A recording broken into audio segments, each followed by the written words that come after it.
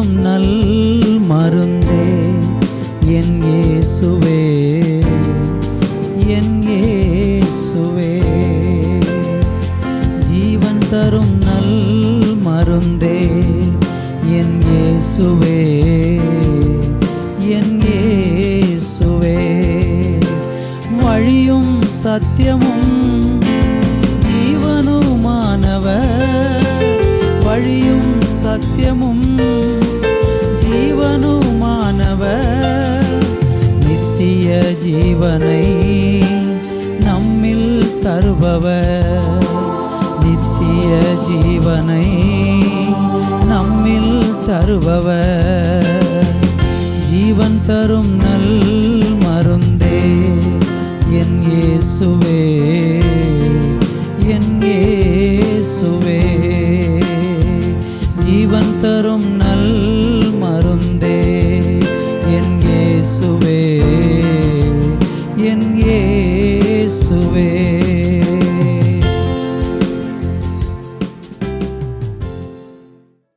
Thoothukudi revival Christian assembly ministries வழங்கும் ஜீவன் தரும் நல்மருந்து என்ற இந்நிகழ்ச்சிக்கு உங்களை அன்புடன் வரவேற்கிறோம். இன்றைய நிகழ்ச்சி உங்களுக்கும் உங்கள் குடும்பத்திற்கும் ஆசீர்வாதமாக இருக்கும் என்று நாங்கள் நம்புகிறோம். இப்பொழுதும் நமது ஊழியர் கே. சந்தோஷ் அவர்கள் வழங்கும் தேவ செய்தி இதோ உங்களுக்காக. கிறிஸ்துவுக்குள் அன்பான தேவனுடைய பிள்ளைகளே, கர்த்தராகிய இயேசு கிறிஸ்துவின் நாமத்தில் உங்களை அன்போடு வாழ்த்துகிறேன், வரவேற்கிறேன். ஆசீர்வாதமான இந்த நாளிலேயும் கூட நாம் தேவனுடைய வார்த்தையை தியானிக்கும்படியாக நீதிமொழிகளின் புஸ்தகம் 9ஆம் அதிகாரம் அதனுடைய 11வது வசனத்தை இன்றைக்கு நம்ம வாசித்து தேவனுடைய வார்த்தையை இன்றைக்கு நம்ம தியானிக்க போகிறோம். கர்த்தர் இன்றைக்கு அவருடைய வார்த்தையை கொண்டு நம்மோடு பேசுவாராக. இந்த இடத்துல நாம் வேதத்தில் வாசிக்கும்போது வேதம் சொல்லுகிறது, என்னாலே உன் நாட்கள் பெருகும், உன் ஆயுசின் வருஷங்கள் விருத்தியாகும் என்று நம்ம இங்கே படிக்க முடிகிறது. அன்பு தேவனுடைய பிள்ளைகளே, இந்த பூமியில் நம்ம வாழ்வதற்கென்று ஆண்டவர் எல்லா மனுஷனுக்கும் ஒரு ஆயுசின் நாட்களை நியமித்திருக்கிறார். ஆனால் வசனம் இங்கே என்ன சொல்லுகிறது, என்னாலே உன் நாட்கள் பெருகும், உன் ஆயுசின் வருஷங்கள் விருத்தியாகும் என்று கர்த்தர் சொல்லுகிறதை நம்ம பார்க்க முடியும். மனுஷனை ஆண்டவர் படைக்கும்போது அவன் நல்ல பூரண ஆயுசோடு இந்த உலகத்தில் அவன் பூமியில் வாழணும்னு சொல்லி ஒரு நோக்கத்தோடு கூட தான் மனுஷனை தேவன் உண்டாக்கினார். ஆனால் மனுஷனுடைய ஆயுசு நாட்கள் பூமியில் குறுகி போனதை நம்ம வேத புஸ்தகத்தில் பார்க்க முடிகிறது. மனுஷன் பாவம் செய்து தேவனை விட்டு அகன்று தூரமாய் போன போது அந்த மனுஷனுடைய ஆயுசு நாட்கள் கொஞ்சம் கொஞ்சமாக குறைந்து, அவனுடைய ஆயுசு நாட்கள் கொஞ்சம் கொஞ்சமாக குறைந்து அவன் ஆயுசு நாட்கள் குறுகி போனதை வேதம் நமக்கு சொல்லுகிறது. ஆதியாகம புஸ்தகத்திலே 5ஆம் அதிகாரம் 27வது வசனத்தை நீங்கள் வாசித்து பாருங்கள். அங்கே மெத்துசலா என்று சொல்லக்கூடிய மனுஷன்தான் வேத புஸ்தகத்திலே மிகவும் அதிகமான வருஷங்கள் உயிரோடு இருந்த மனுஷன் என்று வேதம் நமக்கு சொல்லுகிறது. அந்த மெத்துசலாவினுடைய ஆயுசு நாட்கள் 969 வயது வரைக்கும் அவன் உயிரோடு. இதுதான் பைபிள் வரலாற்றில், இன்னும் சொல்லப்போனால் உலக வரலாற்றில் அதிக வயதுடைய மனிதனாக வாழ்ந்த ஒரு மனுஷன். ரொம்ப ஆச்சரியமாக இருக்கிறதல்லவா? 969 வயது வரைக்கும் ஒரு மனுஷன் உயிரோடு இருந்திருக்கிறான்னா அது உண்மையிலே ரொம்ப பிரமிக்கத்தக்க ஆச்சரியமான ஒரு காரியமாக வேதம் நமக்கு அழகாக குறிப்பிடுகிறது. கர்த்தருக்கு மகிமை உண்டாவதாக. ஆனால் இந்த மனுஷனுடைய ஆயுசு நாட்கள் எப்படி குறுகி போனது, குறைந்து போனது என்று நம்ம வேதத்தில் படித்து பார்த்திங்கன்னா, ஆதியாகம புஸ்தகத்தில் 6ஆம் அதிகாரம் 3வது வசனத்தை வாசிக்கும்போது, நோவாவுனுடைய காலத்தில் மனுஷனுடைய ஆயுசு நாட்களை கர்த்தர் 120 வயதாக குறைத்தார் என்று நம்ம அங்கே பார்க்க முடிகிறது. அந்த வசனத்தை வாசிக்கிறேன். அப்பொழுது கர்த்தர், என் ஆவி என்றென்றைக்கும் மனுஷரோடு போராடுவதில்லை, அவன் மாம்சம்தானே, அவன் இருக்க போகிற நாட்கள் 120 வருஷம் என்று பார்க்கிறோம். அன்பு தேவனுடைய பிள்ளைகளே, மனுஷனுடைய ஆயுசு நாட்களை கர்த்தர் 120 வருடமாக குறைத்து விட்டார் என்று நம்ம பார்க்கிறோம். ஏன் ஆண்டவர் அதை செஞ்சாருன்னா, மனுஷனுடைய பொல்லாத பாவத்தின் நிமித்தம் மனிதனுடைய ஆயுசு நாட்கள் அப்படியே தேவனால் குறைக்கப்பட்டு 120 வருஷமாக மாறிப்போனது. ஆனால் இந்த இடத்துல நீங்கள் பார்த்தீங்கன்னா 120 வயதாக மனுஷனுடைய ஆயுசு நாட்களை கர்த்தர் குறைத்த போதிலும் கூட இந்த காலத்தில் ஆண்டவர் அதை சொல்லி அந்த காலத்தில் உயிரோடு இருந்த பல மனிதர்கள் அதற்கு அதிகமான வருடங்கள் உயிரோடு இருந்திருக்கிறாங்க. அப்படி உயிரோடு இருந்த மனிதர்கள்லாம் யார் என்றால், தேவனுக்கு பயந்து தேவனுடைய வழியில் வாழ்ந்த மனிதர்கள்தான் தொடர்ந்து அதிக ஆயுளுள்ள நாட்களாக வாழ்ந்திருக்கிறார். இதே நோவாவை குறித்து அங்கே நீங்கள் படித்து பார்த்தீங்கன்னா 8ஆம் வசனம் சொல்லுகிறது, நோவாவுக்கோ கர்த்தருடைய கண்களில் கிருபை கிடைத்தது. நோவாவின் வம்ச வரலாறு. நோவா தன் காலத்தில் இருந்தவர்களுக்குள்ளே நீதிமானும் உத்தமனுமாய் இருந்தான்.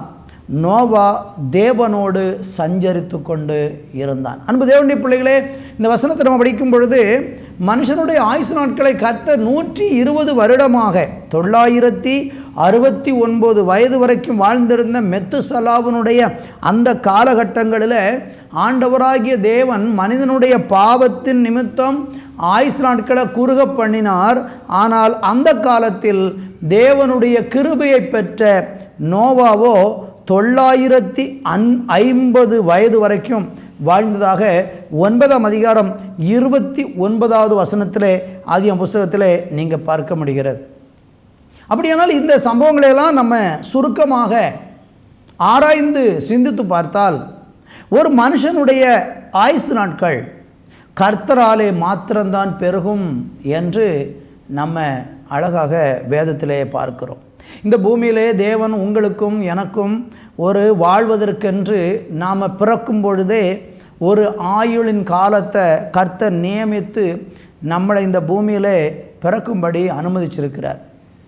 அது ஒவ்வொருவருக்கும் அந்த ஆயுளின் காலமானது மாறுபடுகிறது. வேத புஸ்தகத்திலேயே நீங்கள் படித்து பார்த்தீங்கன்னா ஒவ்வொரு மனுஷனுடைய ஆயுளின் காலங்கள் அப்படியே மாறுபட்டதாக இருக்கிறதை நம்ம அழகாக பார்க்க முடிகிறது. நீங்கள் 5ஆம் அதிகாரத்திலிருந்து ஆதியாகம புஸ்தகம் 5ஆம் அதிகாரம் முழுவதையும் நீங்கள் படித்து பார்த்தீங்கன்னா அது வரைக்கும் வாழ்ந்திருந்த மனிதர்களுடைய ஆதாம் முதல் நோவா வரைக்கும் உள்ள மனிதர்களுடைய வாழ்க்கை, அவங்க வாழ்ந்திருந்த காலம், அவங்களுடைய வயது, அவங்களுடைய ஆயுளின் நாட்கள் என்கிற அந்த வம்ச வரலாறை குறித்து மிக தெளிவாக எழுதப்படுகிற சம்பவத்தை நீங்கள் அழகாக 5ஆம் அதிகாரத்தில் ஆதியாகமத்தில் பார்க்க முடியும். அதில் ஒவ்வொருவருடைய ஆயுளின் காலங்களும் வித்தியாசப்படுகிறதை பார்க்கிறோம். சிலர் 900 வருஷம் வாழ்ந்திருக்கிறாங்க, சிலர் 500 வருடம் வாழ்ந்திருக்கிறாங்க, சிலர் 895 வருடம் வாழ்ந்திருக்கிறாங்க. இப்படியெல்லாம் ஒவ்வொரு மனுஷனுடைய வாழ்க்கையின் ஆயுள் காலங்கள் வித்தியாசப்படுகிறது. அப்போ நீங்கள் யோசிக்கலாம், மனுஷனுடைய வாழ்வு எல்லாருக்கும் ஆண்டவர் 120 வயது என்று நியமித்ததுக்கு அப்புறம் எல்லாருமே 120 வயசில் தான் மரித்தாங்களா அப்படின்னு பார்த்தா இல்லை. கடவுள் ஒவ்வொரு ஒரு மனுஷனுடைய அதிகபட்ச வயதை ஆண்டவர் 120ஆக நோவாவின் காலத்திலே தேவன் நியமித்தார். அதற்கு காரணம் என்ன என்றால், அந்த மனுஷன் செய்கிற பாவம். அந்த 120 வயது வரைக்கும் வாழ்ந்திருந்த மனுஷனே நோவாவின் காலத்தில் எப்படிப்பட்ட பாவங்களை எல்லாம் செய்தார்கள் என்று நீங்கள் படித்து பார்த்தீங்கன்னா 6ஆம் அதிகாரம் 5ஆம் வசனம் சொல்கிறது, மனுஷனுடைய அக்கிரமம் பூமியிலே பெருகினது என்றும் அவன் இருதயத்தின் நினைவுகளின் தோற்றமெல்லாம் நித்தமும் பொல்லாதது என்றும் கர்த்தர் கண்டு தான் பூமியிலே மனுஷனை உண்டாக்கினதற்காக கர்த்தர் மனஸ்தாபப்பட்டார். அது அவர் இருதயத்திற்கு விசனமாக இருந்தது. அன்பு தேவனுடைய பிள்ளைகளே, இந்த வசனத்தை படித்து பார்த்தீங்கன்னா ரொம்ப தெளிவாக கர்த்தர் சொல்கிறார், நான் மனுஷனை பூமியில் உண்டாக்குனதுக்காக விசனப்படுகிறேன். ஏன் கர்த்தர் மனிதன் பூமியிலே சிருஷ்டிக்கப்பட்டது நிமித்தம் விசனப்படுகிறார் என்றால், மனிதனை தேவன் அவருடைய சாயலாக உண்டாக்கி அவருடைய வழியில் நடக்கிறவனாக ஆண்டவர் அவனை படைத்த போது, ஆனால் அவன் என்ன செய்தான் என்றால், பாவமான வழிகளிலே வாழ்ந்தபோது அவனுடைய வாழ்வின் மேலே, அவனுடைய இந்த உலக வாழ்க்கையின் மேலே தேவன் அதிருப்தி அடைந்து அந்த மனிதனை அழிக்க வேண்டும் என்று அவர் தீர்மானித்தார் என்று வேதம் சொல்கிறது. 7ஆம் வசனத்தை நான் படிக்கிறேன், கவனியுங்கள். அப்பொழுது கர்த்தர் நான் சிருஷ்டித்த மனுஷனை பூமியின் மேல் வைக்காமல் மனுஷன் முதற்கொண்டு மிருகங்கள், ஊரும் பிராணிகள், ஆகாயத்து பறவைகள் பரியந்தம் உண்டாயிருக்கிறவைகளை நிக்கிரகம் பண்ணுவேன். நான் அவர்களை உண்டாக்கினது எனக்கு மனஸ்தாபமாக இருக்கிறது. இந்த வார்த்தையை கவனித்து கொண்டிருக்கிற அன்பு தேவனுடைய பிள்ளைகளே, இந்த பூமியிலே கர்த்தர் நம்மை படைத்தது எதற்காகவென்றால் மனஸ்தாபப்படுவதற்கில்லை, நம்மளை குறித்து அவர் சந்தோஷப்படும்படியாகவே கர்த்தர் நம்மளை படைச்சிருக்கிறார். ஆண்டவர் நம்மளை சிருஷ்டித்ததனுடைய நோக்கம் நம்ம அவரை சந்தோஷப்படுத்த வேண்டும். நாம் அவருக்கு பிரியமான ஒரு வாழ்க்கை இந்த உலகத்தில் வாழ வேண்டும், அவருடைய வழியில் நாம் நடக்க வேண்டும் என்கிற ஒரு நோக்கத்துக்காக தேவன் நம்மளை சிருஷ்டித்திருக்கிறார். அந்த நோக்கத்தை விட்டு யாரெல்லாம் தவறுகிறார்களோ அந்த மனிதனுடைய ஆயுசின் நாட்கள் இந்த பூமியிலே குறைக்கப்படும் என்பதுதான் வேதம் நமக்கு சொல்லக்கூடிய ஒரு தெளிவான சத்தியமாக இருக்கிறது. காரணம், பூமியில் நம்ம வாழும்போது நம்ம தேவனுக்கு பிரயோஜனமாக, தேவனுக்கு பிரியமானவர்களாக, தேவனுடைய வழிகளிலே நடக்கிறவர்களாக இருக்கணும் அப்படிங்கிறது கர்த்தருடைய விருப்பம். அந்த விருப்பத்துக்கு மாறாக ஒரு மனுஷன் அசுத்தத்திலும் பாவத்திலும் அருவருப்புகளிலும் தேவனுக்கு பிரியமில்லாத வழிகளிலும் நடக்கிறான் என்றால் அவனுக்கு தேவன் நியமித்திருந்த ஆயுளின் நாட்களுக்கு முன்பதாகவே அவன் இந்த உலகத்தில் இருந்து மரித்து போய்விடுவான், அழிந்து போய்விடுவான் என்பது வேதத்தின் தெளிவான ஒரு சத்தியமாக இருக்கிறது. என்னை கவனிக்கிற அன்பு சகோதர சகோதரிகளே, இந்த பூமியிலே உங்களுடைய ஆயுசு நாட்கள் பெருகி தேவன் உங்களுக்கு நியமித்த நாள் வரைக்கும் இந்த உலகத்தில் நீங்கள் வாழ்ந்து இந்த பூமியிலே நீங்கள் தேவனை பிரியப்படுத்தி நீங்கள் ஒரு நல்ல முன்மாதிரியான வாழ்க்கை வாழ்ந்து தேவனுக்கும் மற்றவர்களுக்கும் நீங்கள் ஒரு மகிழ்ச்சியை உண்டாக்கும் விதத்தில் ஒரு வாழ்க்கை நீங்கள் வாழ்ந்து இந்த உலகத்தில் உங்களுடைய இறுதி நாட்கள் மகிழ்ச்சியோடு முடிவடைய வேண்டும் என்றால் ஒரே ஒரு விஷயத்தை மனதிலே கொள்ளுங்கள்.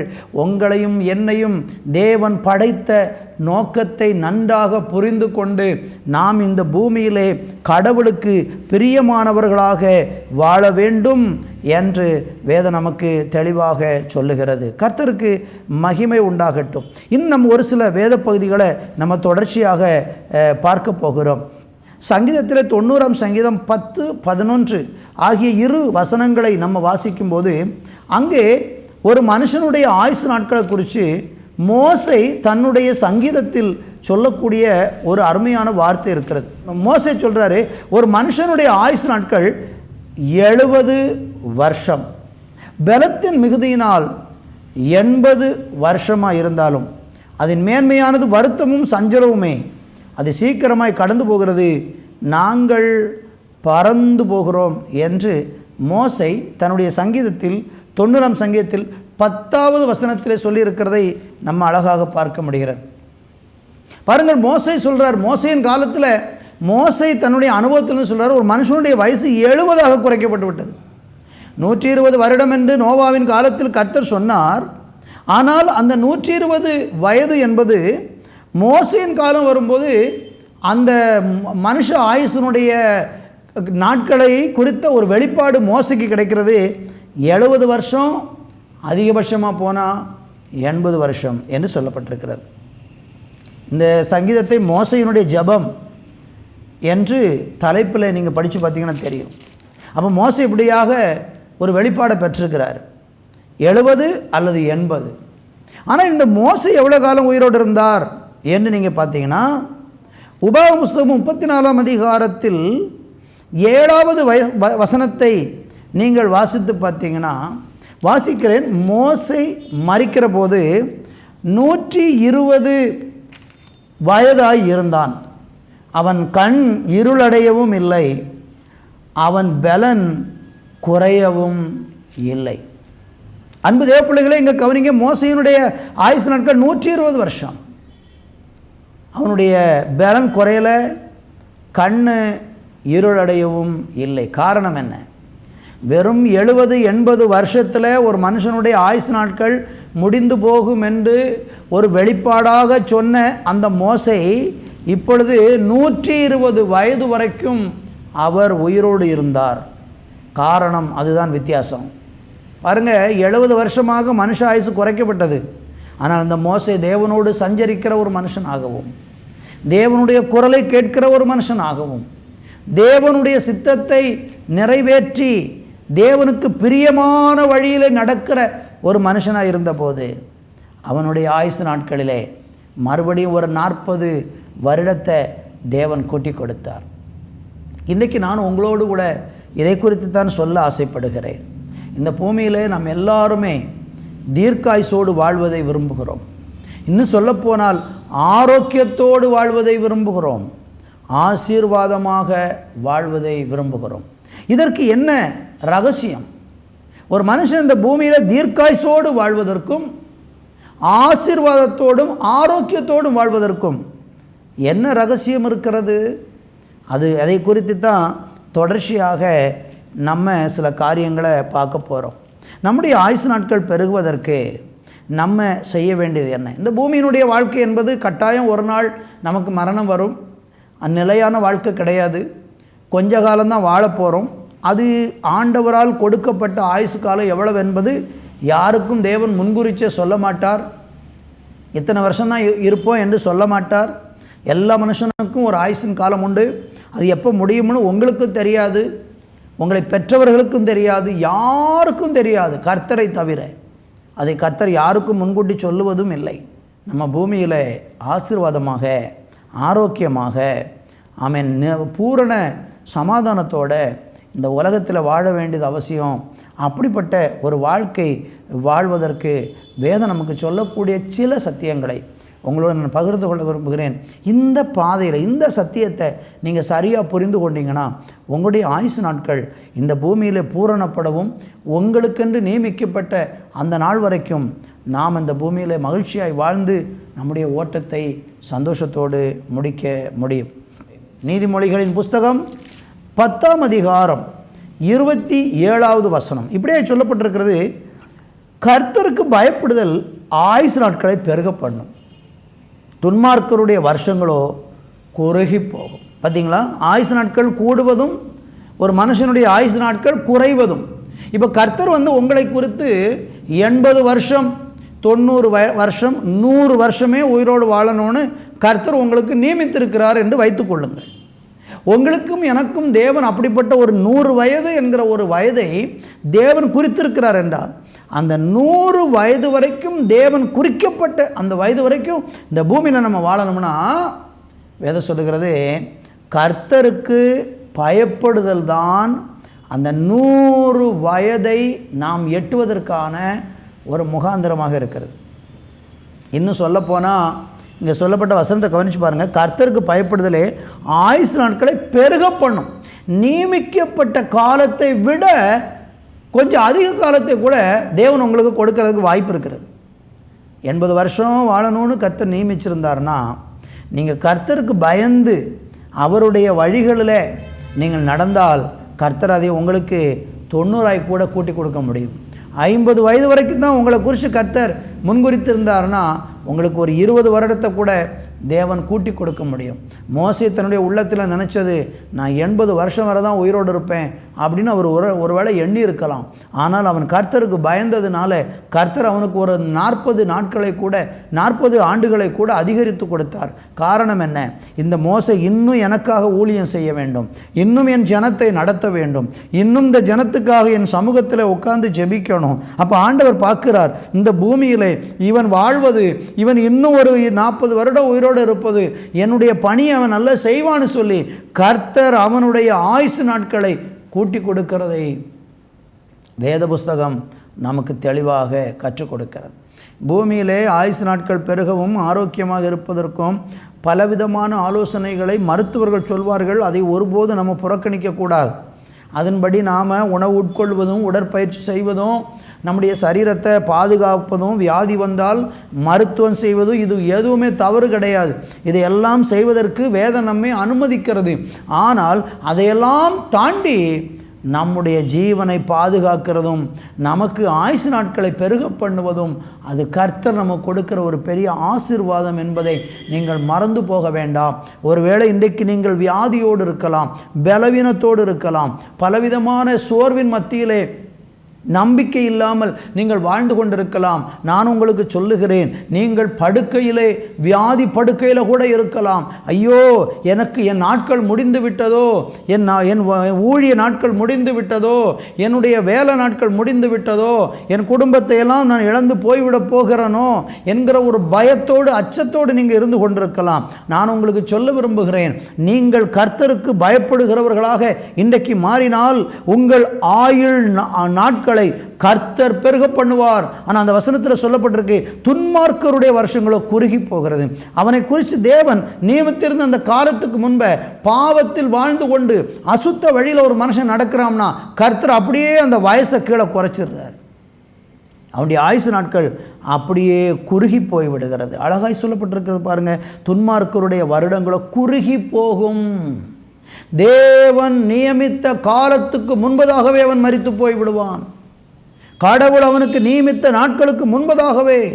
அதனால தான் இன்றைக்கி நம்ம நிறைய பேரை பார்க்குறோம் பாருங்கள், குடும்பம் பிள்ளைகள் எல்லாம் இருக்கும், குடும்பத்துக்கு செய்ய வேண்டிய கடமைகள் செய்வதற்கு முன்பாக, அவங்க வாழ்க்கையில் ஒரு நல்ல லட்சியத்தை அடைவதற்கு முன்பதாக பாதியிலே அவங்களுடைய ஆயுசு நாட்கள் முடிந்து போகிறதை பார்க்கிறோம். என்னை கவனிக்கிற அன்பு சகோதர சகோதரிகளே, தேவனுடைய பிள்ளைகளே, நீங்கள் உங்களுடைய கடமைகளையெல்லாம் முடித்து உங்களுடைய வாழ்க்கையில் இந்த உலகத்தை விட்டு நிறைவோடு கூட நீங்கள் கடந்து போக வேண்டும் என்றால், ஒன்று மறந்து விடாதீர்கள், கர்த்தருக்கு பயப்படுங்கள். தேவனுக்கு பயந்து பாவ வழிகளை விட்டு மனம் திரும்பி வாழ்ந்தால் கர்த்தர் நிச்சயமாக உங்களுடைய ஆயுசு நாட்களை பெருக பண்ணுவார். அப்படி கர்த்தருக்கு பயப்படுகிறதுல சில விஷயங்களை கர்த்தர் சொல்கிறார். யாத்ராம புஸ்தகத்திலே 20ஆம் அதிகாரம் அதனுடைய 12வது வசனத்தை வாசிக்கும்போது 10 கற்பனையில் கர்த்தர் ஒரு காரியத்தை சொல்கிறார். என்ன கற்பனையாக அதை சொல்லுகிறார் என்றால், தாயும் தகப்பனையும் கனம் பண்ணுவதை குறித்து 5வது கற்பனையாக கர்த்தர் சொல்கிறார். உன் தேவனாகிய கர்த்தர் உனக்கு கொடுக்கிற தேசத்திலே உன் நாட்கள் நீடித்திருப்பதற்கு உன் தகப்பனையும் உன் தாயையும் கனம் பண்ணுவாயாக. ஒரு மனுஷனுக்கு கவனமாக கேளுங்க, தேசத்தில் நாட்கள் நீடித்திருப்பதற்கு, உன் ஆயுசு நாட்கள் பெருகுவதற்கு நீ செய்ய வேண்டியது என்னவாம்? உன் தகப்பனையும் தாயும் கனம் பண்ணணும். இன்றைக்கி அநேகருடைய ஆயுசு நாட்கள் குறுகி போவதற்கு காரணம், அநேகர் இன்றைக்கு பூமியிலே தீர்க்காயுசோடு வாழாமல் பாதியிலே மரித்து போவதற்கு காரணம் தகப்பனையும் தாயையும் கனவீனப்படுத்துவது. உங்களை பெற்றெடுத்த தாய் தகப்பனை கனம் பண்ணுங்க. அவங்கள நல்லா வயது முதிர்ந்த காலம் வரும்பொழுது அவங்கள நல்லா பராமரித்து அவர்களுடைய சொல்லுக்கு, வாலிப வயதில் அவருடைய சொல்லுக்கு நீங்கள் கீழ்ப்படிந்து அவர்களுக்கு கொடுக்க வேண்டிய கனத்தையும் மரியாதையும் நீங்கள் கொடுத்து, உங்கள் பெற்றோருக்கு நீங்கள் கீழ்ப்படிந்து, ஒருவேளை பெற்றோர்கள் முதிர் வயது ஆகிவிட்டால் அவர்களை அன்போடு கூட அவங்களுக்கு எந்த மனவேதனையும் உண்டாகாத விதத்தில் அவங்கள நேசித்து செய்ய வேண்டிய கடமை செய்து நீங்கள் அவங்களை பராமரிப்பீர்கள் என்றால், வேதம் சொல்லுகிறது, தாயின் தகப்பனையும் கனம் பண்ணுகிறது நிமித்தம் உன்னுடைய ஆயுளின் நாட்களை கர்த்தர் பெருக பண்ணுவார் என்று அழகாக வேதம் நமக்கு சொல்லுகிறது. உபாகம புஸ்தகம் 4ஆம் அதிகாரம் 40வது வசனத்தை வாசிக்கும்போது, நீயும் உனக்கு பின்வரும் உன் பிள்ளைகளும் நன்றாக இருக்கும்படிக்கும் உன் தேவனாகிய கர்த்தர் உனக்கு என்னென்றைக்கும் கொடுக்கிற தேசத்திலே நீ நீடித்த நாளாய் இருக்கும்படிக்கும் நான் இன்று உனக்கு கற்பிக்கிற அவருடைய கற்பனைகளையும் அவருடைய கட்டளைகளையும் கை கொள்ள கடவாய். நீங்கள் எந்த தேசத்திலிருந்து இந்த செய்தியை கேட்குறீங்க எனக்கு தெரியாது. நீங்கள் உங்களை கர்த்தர் எந்த தேசத்தில் வாழ வச்சிருக்கிறாரோ அங்கே நீங்கள் நீடித்து இருக்க வேண்டும் என்றால் அவருடைய கட்டளைகளையும் கற்பனைகளையும் கை கொள்ள வேண்டும் என்று வேதம் சொல்லுகிறது. வேத வசனத்தை கை கொள்ளாத ஒரு மனுஷன் இந்த பூமியில் நீடித்து இருக்கவே மாட்டான். கர்த்தருடைய வார்த்தையை நம்ம கை கொள்ள, நீதிமொழிகளின் புஸ்தகம் 3ஆம் அதிகாரம் 1-2 வசனங்களை வாசிக்கும் பொழுது அங்கு வேதம் சொல்லுகிறது, என் மகனே என் போதகத்தை மறவாதே, உன் இருதயம் என் கட்டளைகளை காக்க கடவது. அடுத்த வசனம், அவைகள் உனக்கு நீடித்த நாட்களையும் தீர்க்காயுசையும் சமாதானத்தையும் பெருக பண்ணும். பார்த்தீங்களா, கர்த்தருடைய பிள்ளைகளாகிய நீங்கள் இந்த வார்த்தையை கேட்டுக்கொண்டிருக்கிற ஒருவேளை ஆண்டவர் யாருன்னே தெரியாதவங்களாக கூட இருந்தாலும் நான் உங்களுக்கு அன்போடு கூட கர்த்தருடைய வார்த்தை சொல்ல விரும்புகிறேன். உங்கள் இருதயம் கர்த்தருடைய கட்டளைகளை காக்கும் என்றால், கர்த்தருடைய கட்டளைகளுக்கு நீங்கள் கைக்கொள்ள உங்கள் வாழ்க்கையில் இடம் கொடுப்பீங்கன்னா ஆண்டவர் சொல்கிறாரு, உனக்கு நீடித்த நாட்களையும் தீர்க்காயுசையும் சமாதானத்தையும் அது பெருக பண்ணுமா. ஒரு மனுஷன் கர்த்தருடைய கட்டளைகளை கை கொண்டால் அவனுடைய ஆயுசு நாட்கள் பெருகும் என்று வேதம் சொல்லுகிறது. எனவே இந்த நாட்களில் உங்கள் வாழ்க்கையிலே இந்த பூமியிலே நீங்கள் நீடித்திருப்பதற்கு கர்த்தருடைய வார்த்தையை கை கொள்ளுங்கள். இனி நம்ம எவ்வளோதான் கர்த்தருடைய வார்த்தையை கை கொண்டு அவருடைய வழியில் நடந்தாலும் இந்த உலக வாழ்க்கைக்கு ஒரு முடிவு என்பது இருக்கிறது.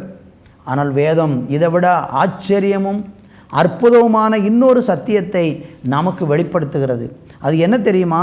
நாம் இந்த பூமியிலே மாத்திரம் வாழ்ந்து நம்முடைய வாழ்க்கை முடிய போவதில்லை. நமக்கு ஒரு நிரந்தரமான ஒரு நித்திய வாழ்வை ஆண்டவர் வைத்திருக்கிறார். அது எங்கே? அது இந்த பூமியிலே அல்ல, அது பரலோக ராஜ்யத்தில் நித்திய காலமாய் வாழும்படியான ஒரு வாழ்க்கையை வச்சிருக்கிறார். 1 யோவான் 5ஆம் அதிகாரம் 11வது வசனத்தை நீங்கள் வாசித்து பார்ப்பீர்கள் என்றால் அங்கு வேதம் நமக்கு சொல்லுகிறது. 5ஆம் அதிகாரம் 11வது வசனத்தை படிக்கிறேன். தேவன் நமக்கு நித்திய ஜீவனை தந்திருக்கிறார், அந்த ஜீவன் அவருடைய குமாரனில் இருக்கிறது என்பதே அந்த சாட்சியாம். அருமையான தேவனுடைய பிள்ளைகளே, தேவன் நமக்கு நித்திய ஒரு வாழ்வை வைத்திருக்கிறார். நீங்கள் நம்ம எவ்வளவு கர்த்தருடைய வார்த்தைக்கு கை கொண்டு நம்ம பூமியில் தீர்க்காயுசோடு வாழ்ந்தாலும் ஒரு நாள் நமக்கு மரணம் வரும். மரணத்துக்கு பிறகு ஒரு நித்திய வாழ்வு வச்சிருக்கிறார். அங்கே மரணம் இல்லை, அங்கு நித்திய காலமாய் வாழக்கூடிய ஒரு இடத்தை கர்த்தர் வச்சிருக்கிறார். இந்த சொல்லப்பட்ட வழிகளிலெல்லாம் கர்த்தருக்கு பயந்து கர்த்தருடைய வழியில் நடந்து தாய் தகப்பனை கனம் பண்ணி துன்மார்க்கமான வழியில் நடவாமல் கர்த்தருக்கு பயப்படுகிற வழியில் நம்ம நடக்கும்போது நம்முடைய ஆயுசு நாட்கள் பூரணப்பட்டு இந்த உலகத்தில் நம்முடைய வாழ்க்கை முடியும். அதற்கு பிறகு ஒரு நித்திய வாழ்வு ஆரம்பமாகும். அது தேவனோடு கூட பரலோக ராஜ்யத்தில் என்றென்றைக்கும் மறிக்காத ஒரு நித்திய வாழ்வில் நம்ம பிரவேசிப்போம் என்று வேதம் சொல்லுகிறது. இன்னும் நீங்கள் வேத புஸ்தகத்தில் அதற்கு பல வசனங்கள் இருக்கிறது. அங்கே 2 பேதுரு 1:11 நீங்கள் வாசித்து பாருங்கள். அங்கே நித்திய ராஜ்யத்தில் நமக்கு பிரவேசம் அளிக்கப்படும் என்று சொல்லப்பட்டிருக்கிறது. 2 கொரிந்தியர் 5:1 பார்த்தீங்கன்னா நித்திய ஒரு வீடு பரலோகத்தில் நமக்கு இருக்கிறது என்று சொல்லப்பட்டிருக்கிறது. கர்த்தருக்கு மகிமை உண்டாவதாக. ஆமேன். அதுபோல் யோவான் சுவிசேஷம் 6:47 நீங்கள் படித்தீங்கன்னா ஆண்டவராகிய இயேசு கிறிஸ்துவை விசுவாசிக்கிறதின் மூலம் அந்த நித்திய ஜீவன் நமக்கு கிடைக்கும் என்று சொல்லப்பட்டிருக்கிறது. அப்படியானால் அன்பு தேவனுடைய பிள்ளைகளே, நான் என்னுடைய வார்த்தையை முடிக்க விரும்புகிறேன்.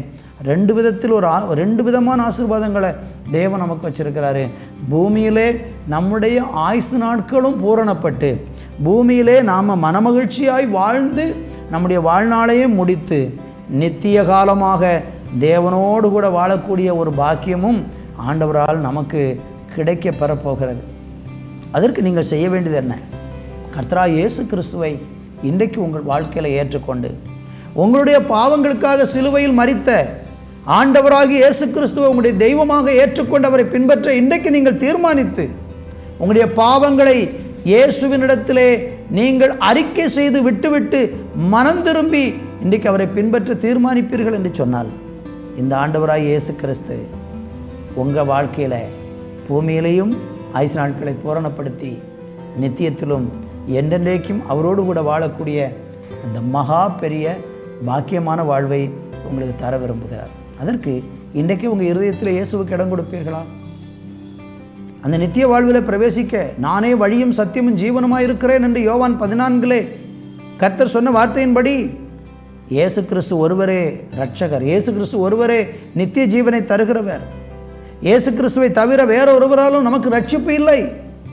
ரட்சிக்கப்படுவதற்கு இயேசு கிறிஸ்துவின் நாமமே அல்லாமல் வேறொரு நாமம் இல்லை. நித்திய ஜீவனுக்கு போவதற்கு, மோட்சத்தை அடைவதற்கு ஒரே ஒரு வழி இயேசு கிறிஸ்து ஒருவரே. அவரை இன்றைக்கு உங்களுடைய சொந்த கர்த்தரும் இரட்சகருமாக ஏற்றுக்கொண்டால் இந்த பூமியில் உங்கள் ஆயுசு நாட்கள் நீடித்திருக்கும். நித்திய வாழ்விலே அவரோடு கூட என்றென்றைக்கு வாழ்கிற பாக்கியம் நமக்கு கிடைக்கும். அப்படிப்பட்ட பாக்கியத்திற்கு உங்களை அன்போடு கூட அழைக்கிறேன். இன்றைக்கு உங்களுடைய இருதயத்தை இயேசு கொடுப்பீர்களா? உங்களுக்காக நான் ஜெபிக்க விரும்புகிறேன். நல்ல தகப்பனே, இந்த வேலைக்காய் நன்றி.